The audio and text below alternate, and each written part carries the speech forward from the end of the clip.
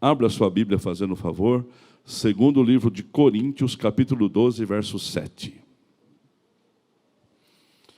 Fernando e Cleuber, depois vocês falam comigo rapidinho, depois do culto. Tenho uma ideia do café para vocês, tá bom? 2 Coríntios 12, 7.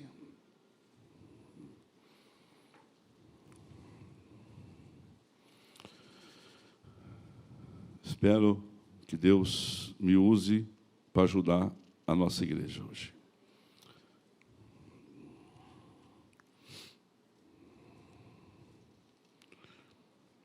Eu vou começar no 3, no 2, porque eu pensei uma coisa nesse momento aqui. Conheço um homem em Cristo que há 14 anos, se no corpo ou fora do corpo não posso dizer, só Deus o sabe, o tal foi arrebatado ao terceiro céu. E sei que tal homem, se no corpo, se fora do corpo, eu não posso dizer, Deus o sabe, foi arrebatado ao paraíso.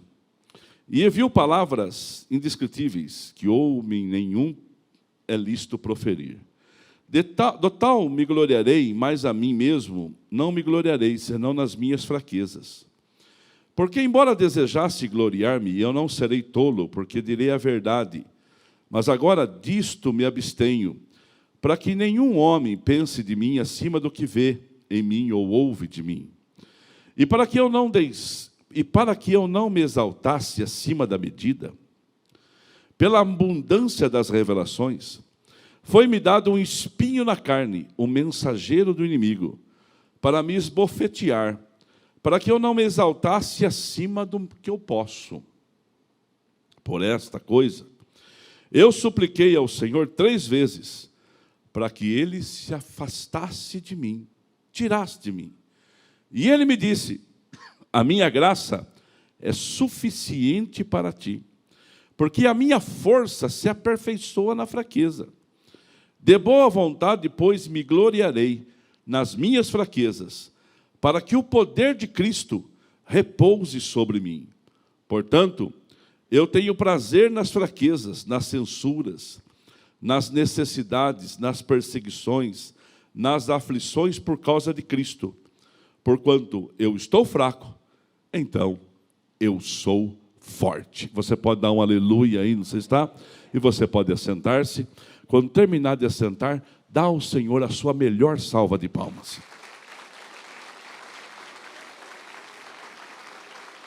Graças a Deus. Crianças separadas, igreja reunida, momento especial que é a Santa Ceia que nós vamos viver. E a minha pregação de hoje, ou a pregação de hoje é o dia a dia. O dia a dia. Todo mundo aqui tem um dia a dia. E no seu dia a dia você tem a sua rotina. Uma rotina boa, uma rotina ruim, mas você tem uma rotina no seu dia a dia. Existe toda uma programação no dia a dia de cada um. Aqueles que levam o filho na escola logo 6, 7 horas da manhã. Conversava com uma pessoa ontem, ela dizia assim, coloca o meu neto na escola, na creche, 7 da manhã e vai buscar 5 da tarde. É uma rotina. Agora, entre 7 da manhã às 5 da tarde, pode acontecer tanta coisa com uma criança. Ela pode andar e cair, machucar, Mariana. Ela pode não querer comer, ela pode ter o intestino preso naquele momento, ela pode chorar, ela pode levar um susto. Acontece tanta coisa no dia a dia das pessoas que às vezes a gente fica assim, meu Deus, você amanhã vai ter o teu dia a dia, hoje você tem um dia a dia. Às vezes você está andando na rua, de repente, você desapercebido leva um tropicão. Esses dias eu estava andando, eu fui descer do carro, eu não vi a altura da sarjeta, eu torci o tornozelo, que eu achei que tinha quebrado. Eu falei, meu Deus, quebrei o tornozelo. Quando eu olhei para o meu pé, ele ainda estava normal, graças a Deus. Foi um milagre. Eu falei assim, André e Vera, foi um livramento. Isso aqui é livramento. Porque um pouquinho mais fora do peso, uma torçãozinha, podia ter acontecido uma desgraça. E isso está de sujeito todo mundo, todos os dias, em todas as casas, em todas as famílias, em todos os lugares. Olha o que Jesus disse no livro de João, capítulo 16, versículo 13. Jesus, ele disse assim para nós, olha só o que ele fala. Eu lhe disse essas coisas para que você tenha paz, tem que ter paz. Tem que ter tranquilidade na hora da aflição. Tem que ter paciência na hora que você só semeia e não colhe. Tem que ter paciência. Neste mundo terão aflições. Não está isentando o crente de ter aflição. Não está isentando aquele que serve a Deus de ter uma dificuldade. Por isso que nós não servimos a Deus por aquilo que Ele dá. Mas nós servimos a Deus por aquilo que Ele é. Aleluia por isso. Você pode dar um aleluia por isso? A igreja da Nazareno, do pastor Aquiles, nosso amigo, sobrinho do Xangai que está aqui, tio dos meninos, parente da família dele, está tendo culto lá agora. O pastor foi velado na igreja e agora a igreja está fazendo culto. Se eles fazem a Santa Ceia no primeiro domingo, talvez hoje é Santa Ceia. O mundo não vai parar porque o coração de alguém dói. As coisas vão continuar acontecendo. Alguém vai sentar na cadeira que foi desocupada. O dia a dia é assim. O dia a dia funciona exatamente desse jeito. No dia a dia a gente tem enfermidades. No dia a dia você pode sair daqui e bater o seu carro ali na esquina. Você não vai acontecer isso com você. Não vai acontecer. No dia a dia você pode morrer, mas nunca no meu culto ninguém nunca morreu, então você não seja o primeiro. Você está proibido de morrer em nome de Jesus aqui hoje. Olha bem para mim. No dia a dia tem dor de cabeça. Eu lembro quando nós planejávamos em pescar, meu pai gostava muito de pescar. Ele era um pescador de mão cheia. E ele marcava a pesca, e nós não tínhamos carro, então a gente precisava que os outros viessem levar a gente para pescar. E ele tinha um amigo chamado Zé Forquim. E ele combinava com o Zé Forquim, então, esse Zé Forquim chegava em casa, ele com o filho dele, ia meu pai, eu e o Tavinho. Quando ele falava que a gente ia pescar, irmãos, a gente ficava numa alegria. A quarta-feira a gente não dormia, a quinta-feira a gente não dormia, a sexta-feira a gente não dormia, mas no sábado de manhã, 5 horas da manhã, a gente estaria acordadinho, com o bonezinho, com a roupa de pesca, com o tênis que a gente podia ter no pé. Meu pai tinha todas as horas preparadas, e agora a gente ia pescar em Santa Maria da Serra. Evandro, era uma viagem para nós. Era longe para nós. Como Santa Maria era longe para quem morava em Rio Claro e nunca ia. E a gente adorava ir. E gostava de parar nos pés de manga que tinha na estrada madura.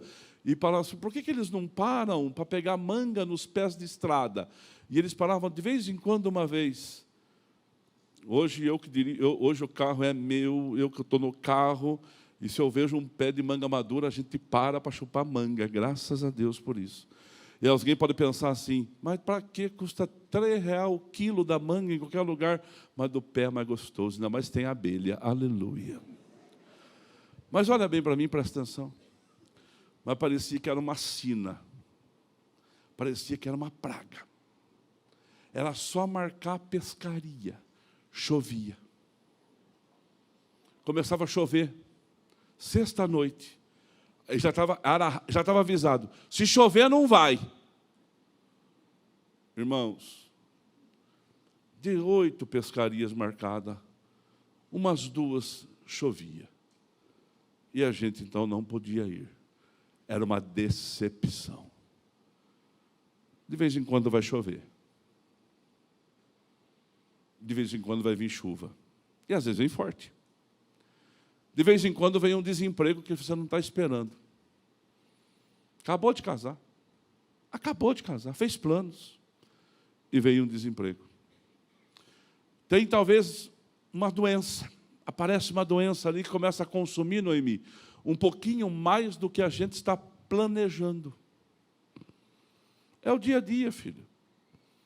Todo mundo tem o seu dia a dia. Coloca de novo, Lucas, para mim esse texto que Jesus fala de João 16, 33. No mundo tereis aflições, contudo, tem bom ânimo, eu venci o mundo. Eu vou dizer de novo, contudo, tem bom ânimo, eu venci o mundo. Você pode dar um glória a Deus por isso? Aí nós pregadores colocam assim, eu venci, vocês vencerão também. Pode colocar o 34. Tem o 34 aí? Ou não tem? 16, 34? Travou? Irmãos, nós que colocamos o 34 que eu venci o mundo, não tem.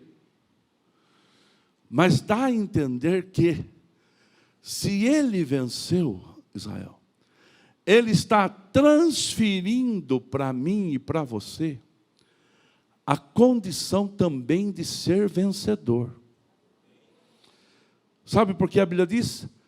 Posso todas as coisas naquele que me fortalece. Vai dando graças a Deus.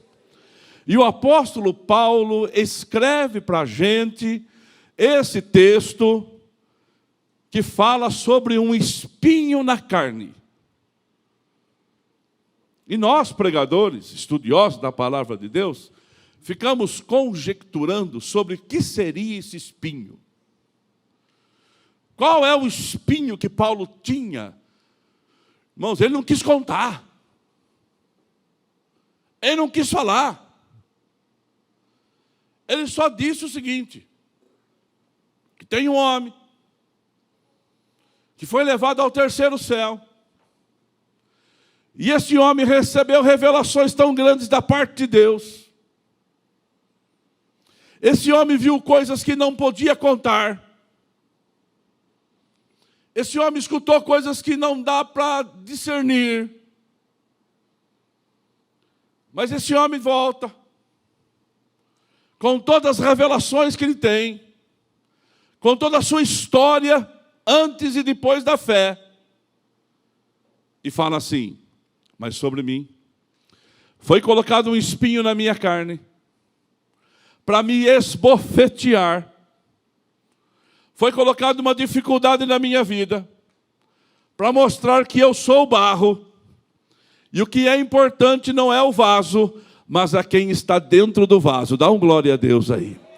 Põe a mão no seu coração e fala assim, o vaso, fala forte, o vaso é de barro, mas a essência é viva, é poderosa, é o próprio Deus que mora em você. Você pode dar um glória a Deus aonde você está? Agora olha para mim. E esse espinho me esbofeteia todos os dias. E eu roguei a Deus 3 vezes. E eu falei com Deus o seguinte, tira esse espinho de mim. Tira essa dificuldade de mim. Afasta isso da minha vida. E o Senhor me disse assim, não. A minha graça é suficiente. Está tudo em ordem, Paulo. Convive com isso. O meu favor é suficiente para você. Pode viver com isso. Então eu disse, tudo bem, porque o poder de Deus se aperfeiçoa na minha fraqueza. Toda vez que eu tenho esse espinho, eu oro. O Senhor não tira. Então eu lembro quem eu sou e lembro quem o Senhor é.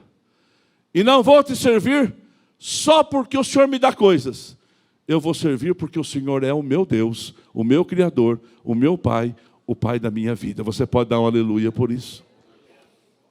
Vou passar um currículo de Paulo para você. De quem nós estamos falando? Irmãos, muitos pastores, muitos líderes e muitos crentes, muitas vezes têm vergonha de contar a sua fraqueza. Acha que nós somos imbatíveis. Acha que nós somos invencíveis. E não é sempre assim. Nós temos dificuldades, temos fraquezas. Está certo que você não vai sair contando a sua fraqueza para todo mundo. Você não precisa fazer isso. Paulo não contou para ninguém. Paulo só falou que ele tinha um espinho na carne. Agora, por que você quer saber qual é o espinho da carne se você tem o seu? Vamos resolver o nosso. Resolva o nosso, porque o de Paulo já foi sepultado com ele na sepultura dele. Mas quando ele foi ressuscitado, quando ele está em Cristo Jesus, ressuscitado, o espinho fica. Só vai à perfeição, porque o que é imperfeito não poderá habitar o que é perfeito. Porque o que é corruptível não poderá habitar a incorruptibilidade. Oh, consegui falar. Não vai poder. Então o espinho acaba na sepultura. Acabou com ele ali toda a sua carência. Sabe quem foi Paulo, irmãos? Paulo foi nascido em Tarso, ele era da tribo de Benjamim. Paulo, ele falava grego, aramaico e hebraico. Não pense que pouca gente que você escuta falar, fulano nasceu lá numa cidadezinha do Nordeste, no fim do Nordeste, onde não tem nem agreste, e nasceu lá e hoje é um fora de série. Existe? Existe. Fulana de Piracicaba e foi, fulana de Peúna, de Rio Claro, fala de Rio Claro, fulana de Rio Claro, uma cidade de 220 mil habitantes, e hoje potencializou todas as suas ações. Onde que ele está? Mas Tarso não era uma cidadezinha. Tarso era uma metrópole. Tarso era conhecida como uma cidade da cultura. E Paulo, numa cidade cultural, universitária da época, Paulo sobressaiu. Então Paulo era bom. Ele aprendeu aos pés de Gamaliel. Quem é Gamaliel? Um dos grandes professores da época. Gamaliel foi o seu professor. Paulo se ingressou no farisaísmo, ele era fariseu. E como fariseu, ele era minucioso na lei. Era o que dizimava até do coentro, do cominho e do trigo. É o que Jesus chamou de sepulcro caiado. Bonito por fora, podre por dentro. Esse era Saulo, o Saulo de Tarso. Era um homem que o seu nome levava um nome grande. Saulo é grande. Saulo não era um qualquer. Saulo era muito respeitado. Saulo era um homem diferenciado. Olha o que a Bíblia diz, eu não pedi esse versículo de manhã, é Gálatas 1, 21. Gálatas 1, 21, ele fala uma referência bíblica dele, fala dele assim, ó.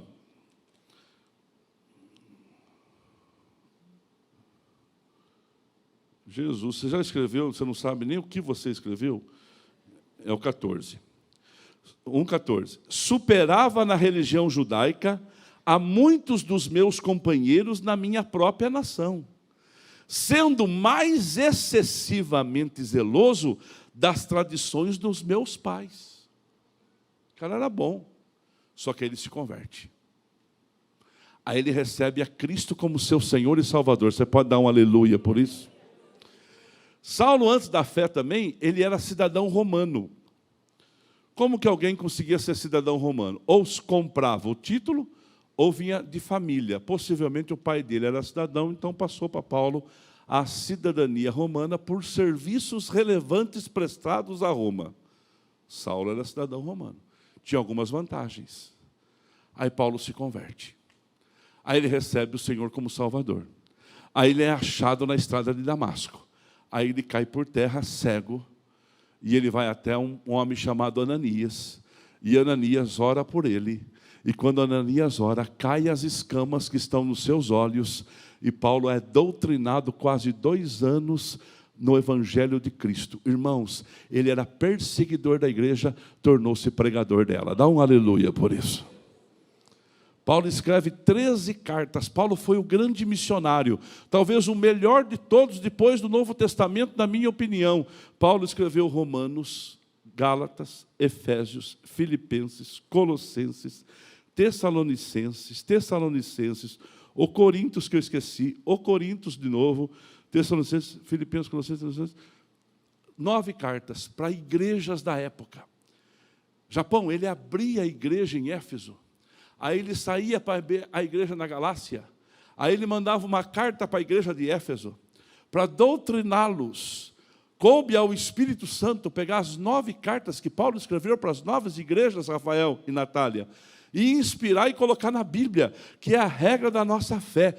Olha que homem que nós estamos falando, gente. Melhor do que todos nós, possivelmente, aqui. Outra coisa, aí ele escreve uma carta pastoral, Tito. Ele escreve a carta para pastor.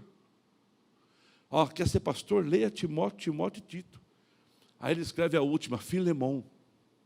Filemão é um homem que ele ganhou para Jesus em suas viagens missionárias, um homem abastado, um homem rico, um fazendeiro.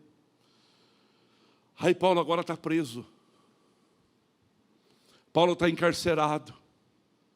E lá no cárcere, Paulo prega e ganha para Jesus Onésimo. Olha só, irmãos.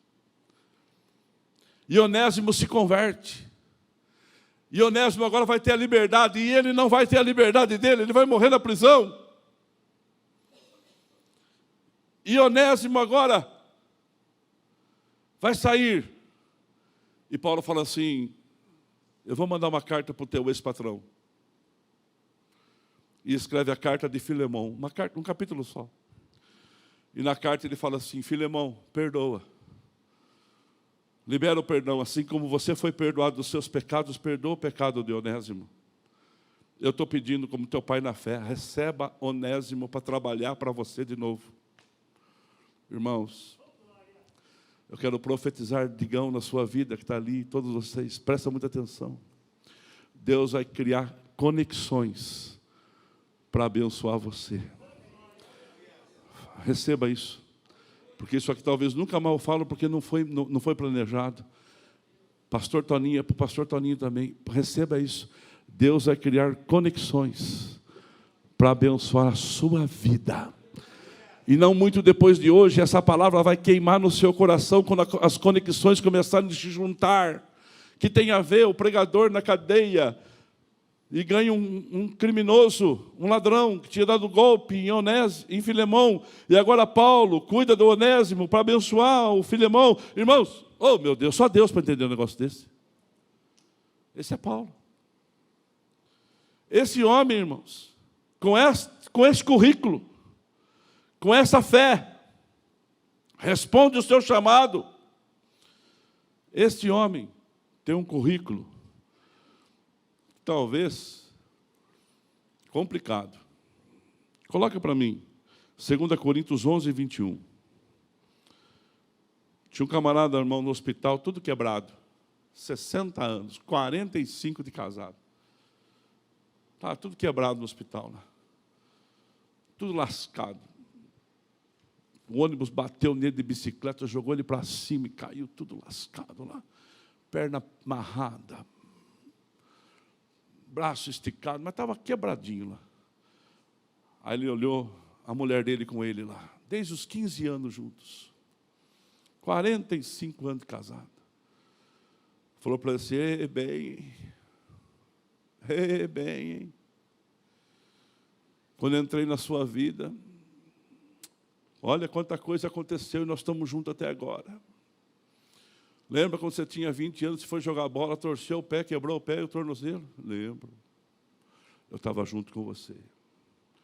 Lembra com 25, quando você perdeu o emprego, ficou 2 anos trabalhando, que nem um condenado, vendendo água na rua para sustentar a família? Eu estava junto com você, eu passava roupa. Lembra quando você tinha 40, você bateu o carro, perdeu tudo. Perdeu tudo. Lembra com 50, você foi fiador, perdeu até a casa que a gente morava? Eu estava junto com você. E agora junto com você aqui. Eu só vou ter que contar a piada. Eu estou junto com você aqui. Todas essas tragédias eu junto. Ele olhou e falou para mim assim, depois que você entrou na minha vida, você trouxe uma maré de azar danada para mim. Você acabou comigo. Você é uma azarada, mulher. Sabe por que eu contei isso? Por causa de Paulo. Ó, que pregador que Paulo era. Olha, presta atenção. 11, 21. Olha o que diz a Bíblia. Para a vergonha minha, digno, falo como se estivesse enfraquecido naquele que é ousado. Eu também sou ousado. Eles são hebreus, eu também sou hebreu. São israelitas, eu também sou. São semente de Abraão, eu também sou. São ministros de Cristo, eu também sou. Em trabalhos abundantes, trabalhei muito para essa obra, em açoites acima da medida, em prisões mais frequentes, em perigo de morte muitas vezes. Dos judeus, 5 vezes recebi 40 açoites, exceto um. Todo judeu, irmãos, quando ia espancar alguém para ser preso, ele açoitava a pessoa 40 vezes. Era um castigo. Só que Jesus recebeu esse açoite. Só que eles descontavam uma para não... Vai que passou, vai que errou a conta, dava só 39. Ora, olha para mim e receba isso. Paulo, como cidadão romano, ele estava isento de ser açoitado antes da prisão. Era imunidade. E ele nunca reivindicou isso até então. Ele reivindica uma vez, deu até um problema para ele. Mas até então ele nunca tinha reivindicado ser cidadão romano. Agora ele reivindica. Ele não reivindica. Ele tomou as 40 chicotadas, 5 vezes. Um homem crente, um homem fiel, um homem santo. 3 vezes fui açoitado com vara. Uma vez fui apedrejado. Azarado, irmão. Quem quer um pastor desse? A gente gosta de dizer, porque preguei na convenção, porque abri uma igreja tal, porque construí um prédio lá. Olha o currículo dele. Ele não falou que ele abriu igreja, ele não falou que ele escreveu carta, ele falou que, 3 vezes fui açoitado com vara, uma vez fui apedrejado, 3 vezes sofri naufrágio. Um pastor azarado, filho. Se entrasse no navio, Paulo estava dentro, você queria ficar? Vai que Deus está tratando com ele, quer me pegar? Opa! Uma noite e um dia passei nas profundezas, fiquei nas águas, em viagem muitas vezes, em perigo de água, em perigo de ladrão, em perigo da noite, da minha própria vida, em perigo das nações, em perigo do pagão, em perigo na cidade, em perigo no deserto, em perigo no mar, em perigo entre falsos irmãos. Também tinha lá. Mas aqui não tem. Eu não vejo você como problema para mim, e nem você pode me ver como problema. Você é uma bênção nesse lugar. Você tem as suas crises, eu tenho as minhas.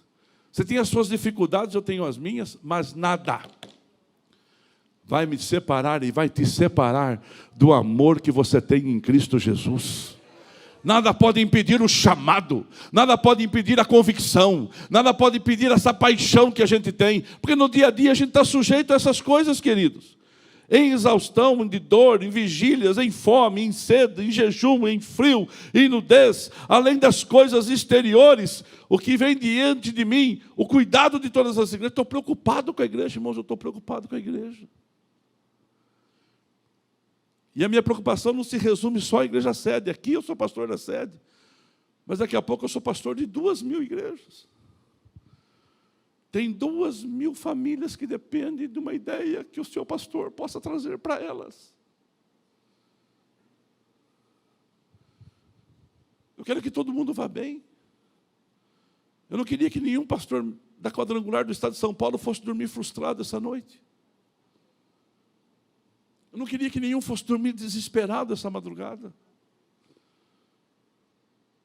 Que tem que ser alguém que fique acordado, que fique nós. Se não é assim com seus filhos também. Se alguém tem que chorar, que chore você. Quem já quis a dor do seu filho? Mas você não pode, cada um tem que guerrear suas guerras. Cada um tem que passar, volta para mim lá, filho, Lucas. Cada um tem que enfrentar o seu dia a dia. O seu dia a dia, ninguém vai enfrentar. É você. É você. E no nosso dia a dia, meus queridos, há muitas dificuldades que vêm sobre nós. Mas o próprio Paulo escreve para a gente em Romanos capítulo 8, versículo 31. Coloca para mim, filho. Também não está aí no seu esquema. Romanos 8, 31. Ele escreve assim: além disso, entretanto, que diremos, pois, diante dessas coisas? Pode subir a banda, viu, gente? Se Deus é por nós, quem será contra nós? 32. Aquele que nem propôs o seu próprio filho, mas entregou por todos nós, como nos dará juntamente com eles, de graça, todas as coisas? Quem nos fará alguma acusação contra os escolhidos de Deus? É Deus que os justifica. 34. Quem os condenará foi Cristo Jesus, que morreu e mais quem ressuscitou, está à direita de Deus e também intercede por nós. 35 até o 39. Quem nos separará do amor de Cristo? Será tribulação, angústia, perseguição, fome, nudez, perigo, espada? Como está escrito, por amor de ti enfrentamos a morte todos os dias, somos considerados como ovelhas, destinadas ao matadouro. 37. Mas em todas estas coisas, somos mais que vencedores, por aquele que nos amou. Você pode dar um glória a Deus onde você está. Vá vencer o seu dia a dia. Vai enfrentar as suas pelejas, as suas lutas, as suas dificuldades, as suas angústias. Vá, porque quem está com você é maior. Levanta a mão direita para o céu e fala assim: maior é aquele que está comigo do que está fora. Meu querido irmão, Paulo nos dá um exemplo de enfrentar o dia a dia. Nós não estamos isentos de chover ou de não chover. Faz 120 dias, quarta-feira completa 120 dias que não chove. Não chove para o ímpio e não chove para o justo. Nessa região. Aqui em São Paulo, aqui em Piracicaba. Não chove para aquele que acorda de madrugada e passa uma noite em oração. E não chove para aquele que está roubando nesse exato momento uma pessoa honesta. Coisas boas acontecem com gente ruim. Mas coisas ruins também acontecem com gente boa. E a gente não está livre. É que a nossa esperança é como a de Paulo. Paulo ora, Lourdes, e o Senhor não responde. Mas aí Deus diz para ele assim: fica quieto, Paulo. A minha graça te basta. O meu poder se aperfeiçoa na sua fraqueza. Convive com o espinho, Paulo. Convive com o espinho. Irmãos, eu profetizo na sua vida: não sirva a Deus só porque Ele te dá coisas. Sirva porque Ele é Deus na sua vida. Pensando na comunidade e para facilitar a vida de cada um, nossa igreja possui 3 formas para devolvermos os dízimos e as ofertas. Você pode comparecer em um dos cultos em nossa igreja ou entregar para nossos pastores de plantão. Lembrando que o templo fica aberto das 8 da manhã às 18 horas. Você pode fazer uma transferência bancária, sendo TED ou DOC, do banco de sua preferência, ou um depósito direto no caixa, lembrando dos nossos dados para depósito ou transferência. Agora, você pode usar o Pix, um jeito prático e rápido de fazer pagamentos. Para fazer é muito fácil. É só acessar o aplicativo do seu banco e escolher Pix. Clique em transferir e coloque a chave do destinatário. Na nossa igreja, a chave é o número do CNPJ. Digite o valor, confira os dados da conta e clique em transferir. Pronto, transferência realizada com sucesso. Para entregar o seu dízimo ou a sua oferta, faz um Pix.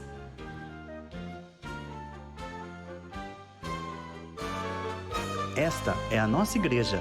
Não importa onde estivermos, estaremos sempre conectados.